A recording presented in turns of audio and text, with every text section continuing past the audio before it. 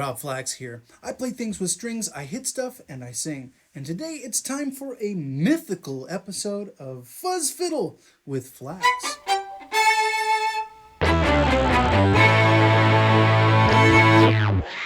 Today we're looking at a fuzz pedal that is a little unusual for this channel, which is saying something given the weird fuzz pedals I've shown you in previous episodes. But this one isn't really even a guitar pedal, it's more of a bass pedal, specifically designed for bass. This is the Red Witch Zeus. Now, Red Witch is a company that makes guitar pedals in Australia, and they keep getting requests from all their bassist friends. I really like my guitarist's fuzz pedal. Can you make a version for bass? I don't know about you, but violin and bass seem very diametrically opposed. Violin is treble frequencies, bass is very low frequencies, so why on earth would I think that a bass pedal would sound good on a violin? A couple of reasons. Both bass and violin struggle with some things that guitar takes for granted. Guitar is all about those mid frequencies, so most of the fuzz pedals I've shown so far have been very mid focused, very mid frequency specific. And for both violin and bass, sometimes that can be an issue. When you're playing a bass, you want to be able to play something that retains the low end. A lot of bassists have the problem of when they're playing and they turn on a fuzz pedal, that fuzz pedal does the guitar thing. It makes the mids really prominent. But the accidental byproduct of that is their low end disappears. Who wants a bass with no bass? Not most bassists. So the designers at Red Witch took their Fuzz God II, which at this point I think there's a Fuzz God III or maybe even Fuzz God IV. I like a company that just makes a sequel to their pedals with another number. You can check out their website for whatever version of Fuzz God they're on right now. They took it and they added a feature that a lot of bass players really like to have when using overdrive or anything else, and it turns out that's really useful on violin as well. They added a blend knob. This means that you can dial in the exact amount of how much fuzz versus how much of your clean signal you want to hear, and it's nice to have a blend. This might be the first fuzz pedal that I'm showing in this channel that really works better with a bow. There's another benefit, and that is sometimes bassists like to use something to go even lower. So the Zeus has a built-in analog suboctave. Now, if you know me, you know I love things that change octaves for the violin, giving it the ability to go low. Why do bassists want to go even lower than their regular bass? Because they're bassists, that's what they like. And I am also a bassist. I'm going to plug my violin into this pedal that used to be for guitar but was modified for bass, and we'll see how it sounds. First things first, ooh, shiny. This has been rather difficult to film. And if there's smudges on that, I apologize. I'm only human. I have oils. It looks really beautiful when you take it out of the box, okay? My signal chain. Violin, Schertler Stat V pickup, directly into the Red Witch Zeus, going into the rest of my rig. I'm using the Chase Bliss Benson Preamp Mark II for a little bit of sculpting, and then going into the Crazy Tube Circuits Golden Ratio for a little bit of rounding the edges. That goes into my GFI system Cab Zeus, into my interface. A couple other things to mention about this pedal. There are some internal trimmers that allow you to adjust the output volume of both the fuzz and the octave effect. I went in, opened up the back panel, and dimed them both because most of the time I want a fuzz or an octave effect to make my thing louder. And so I have the blend knob to dial things back a bit. Let's take a look at the controls. There are 4 knobs, 2 foot switches, and 2 toggle switches. They are somewhat confusing, and I had to read the manual a few times. First of all, let's hear what it sounds like with them currently set where they are. I'm just going to turn on the right foot switch, which is the fuzz circuit.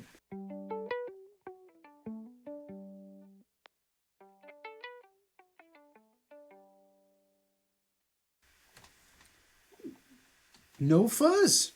There is fuzz. I turned the fuzz knob down. I should turn the fuzz knob up.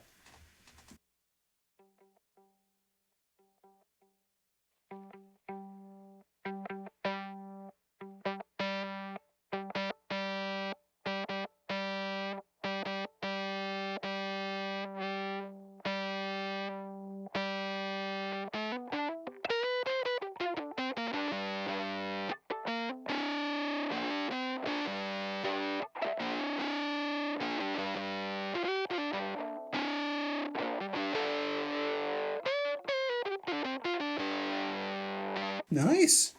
Kind of a robust fuzz once I turn that knob a little higher up. Helps to have the fuzz knob up. There are a few tricks up the Zeus's sleeve to give it a little bit more lightning bolt. In fact, there's this lightning bolt toggle switch, and what does that do?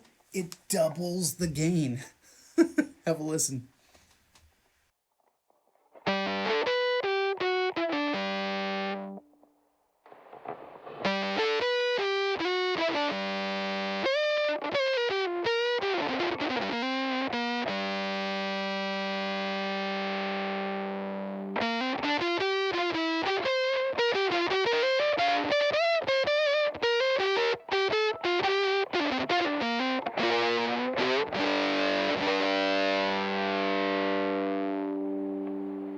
So pretty healthy amount of gain on tap there. You're not at risk of having not enough fuzz. It can get pretty saturated, and we like saturated. The sputter control is really to sort of set the sweet spot for what the fuzz knob does. Now this was really confusing at first.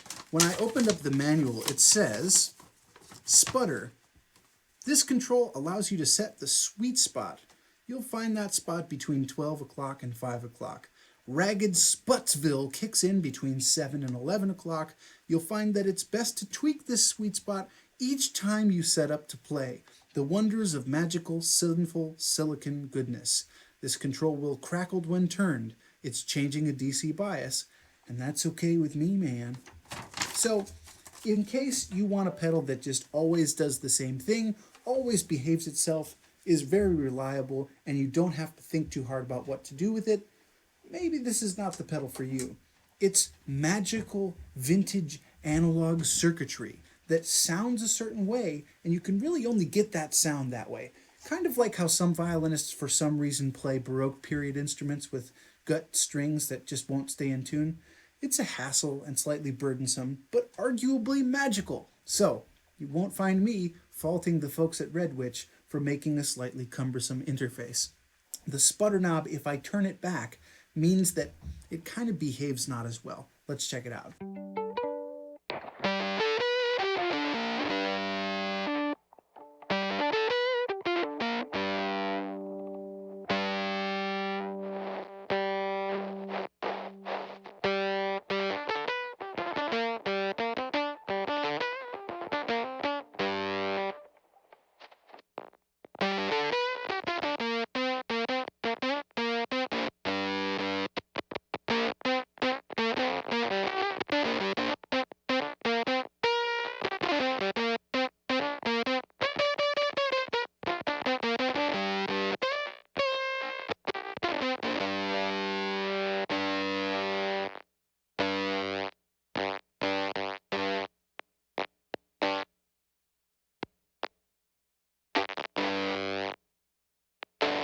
At this point, I genuinely need the bow to get any signal to pass through it. It's biased so low. Let's try it with the bow.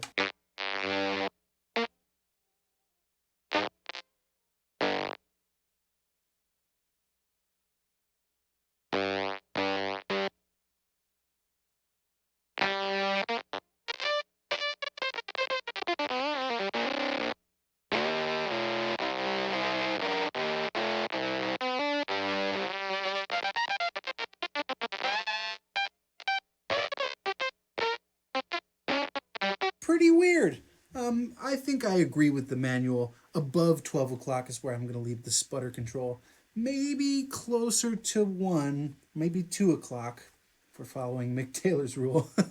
It is kind of fun to set it a little lower than necessary, just so you have to really work to get the fuzz to make any sound. But with that lightning bolt toggle flipped into the double the gain position, most of the time it behaves itself pretty well.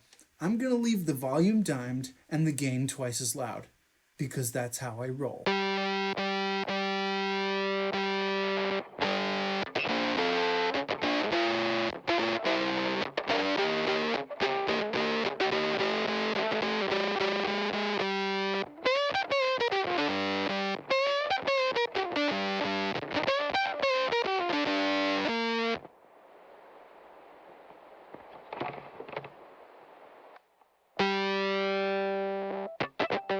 Okay, so maybe I changed my mind. If the gain is that high, then any bit of noise floor is coming through. So maybe that lightning bolt toggle is useful to have as a sometimes thing. That's a reasonable. We'll leave the fuzz side set there. Now, suppose you found this aggressive fuzz setting that you really like, but you want to dial it back and still hear some of the clean tone. That's where the Fuzz Mix Control comes in. Right now it's all the way up, so you've only been hearing the fuzz signal. But if I'd like to hear a blend of the dry violin signal and the fuzz blended to taste, I can dial that back. Let's have a listen.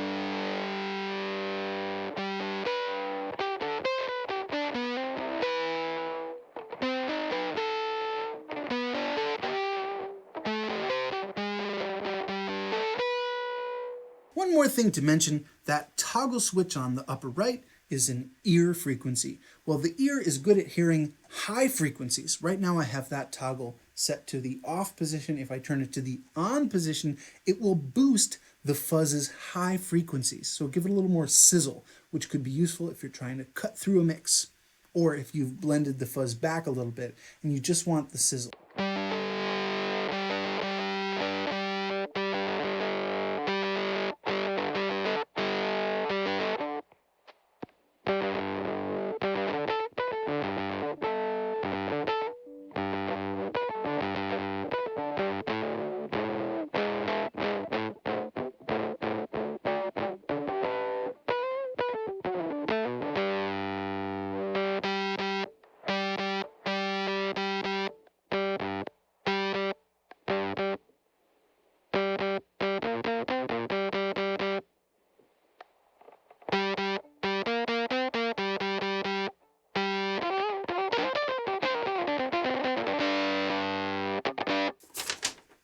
Let me confirm that.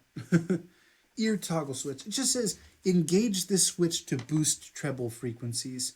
So I thought I had it off and was turning it on, but my ear is telling me that turning it to the in is engaging it. Maybe it's just a mirror image of the other one. That's slightly confusing, but can your ear tell the difference? Which side is boosting the treble frequencies, this way or this way?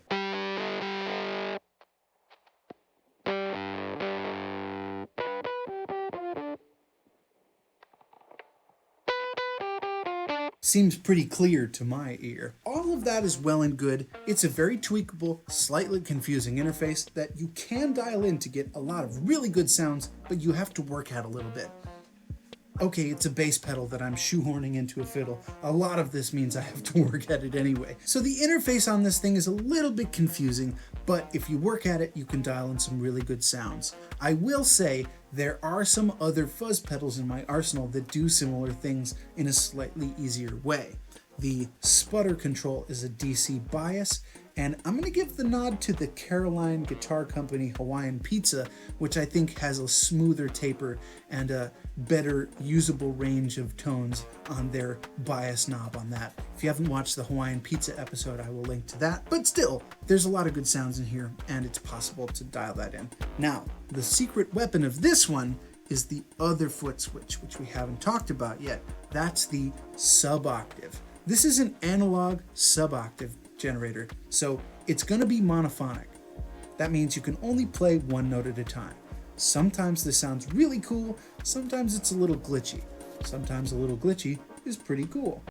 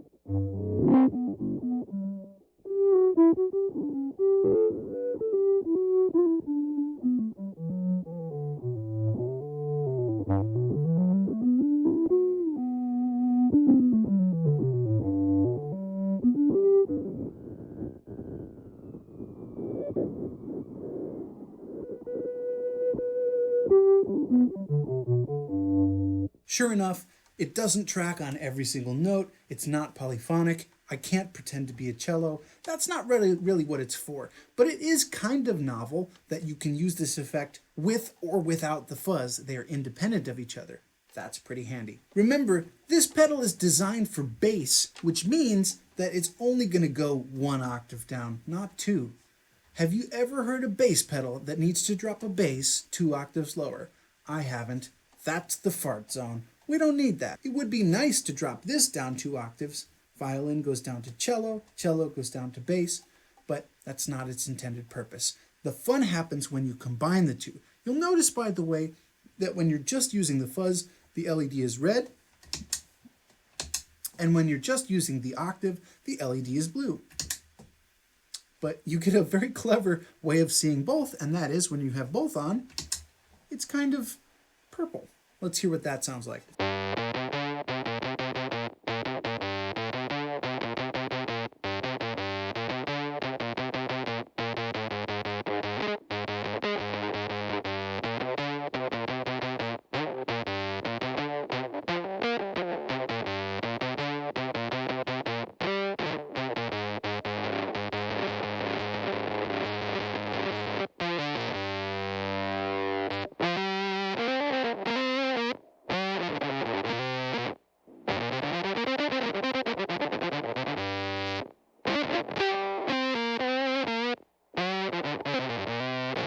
Gnarly! The other really great thing is, because again this is designed for a bass player, there's a blend knob on that too. They call it Octave Mix. So I could set both of these at noon and you'll hear some of the completely unaffected violin sound, some of the octaved down violin sound, octaved down to violin sound, and some of the fuzz. Let's do that. Also, just for giggles, I'm gonna double the gain on the fuzz and maybe turn the treble off. Yeah, let's see what that sounds like.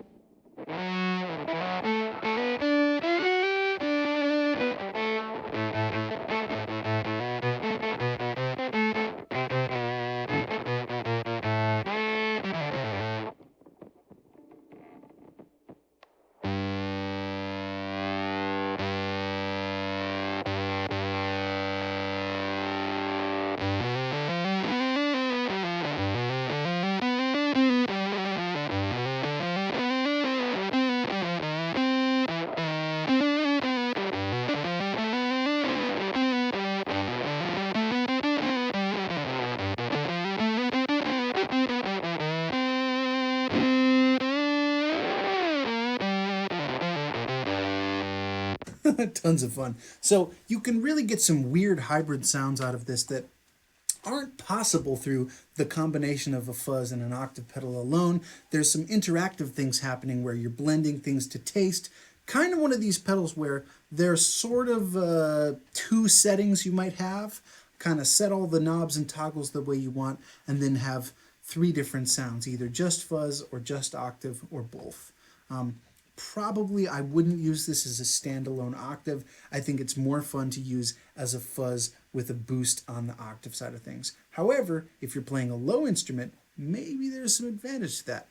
Let's plug in the Chin Cello. Okay, we've got Chin Cello plugged in. Let's hear what it sounds like with the fuzz as it's currently set.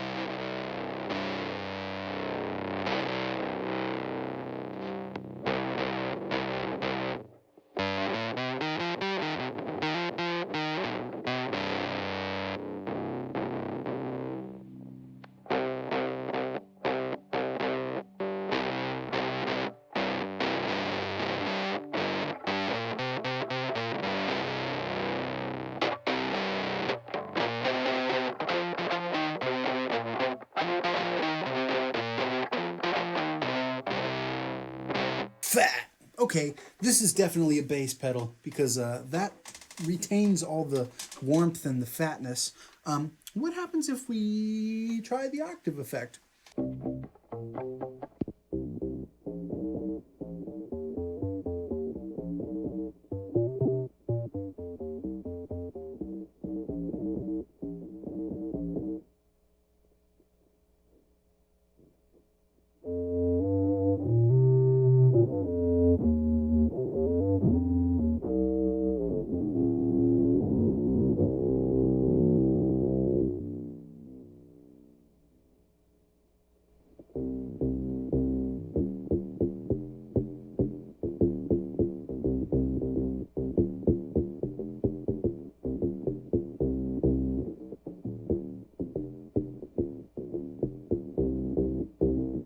Unless you have really good headphones or speakers, you probably aren't hearing that low note. I'm barely hearing it right now, so let's give it a bit of an input boost by cranking the fuzz and running that into the octave.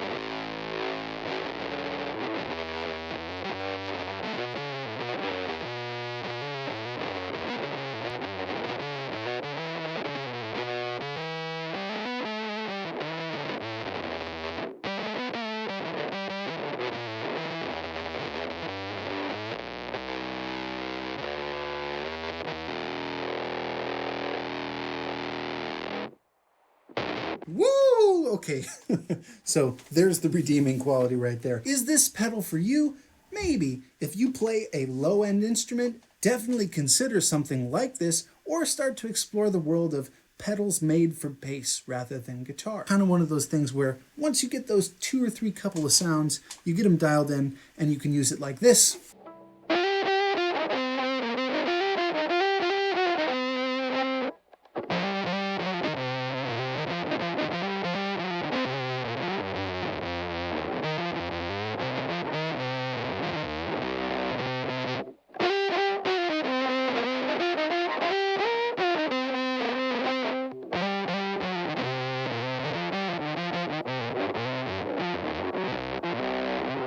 So if you'd like to have an effect where you're toggling on and off the octave, the Zeus might be right for you.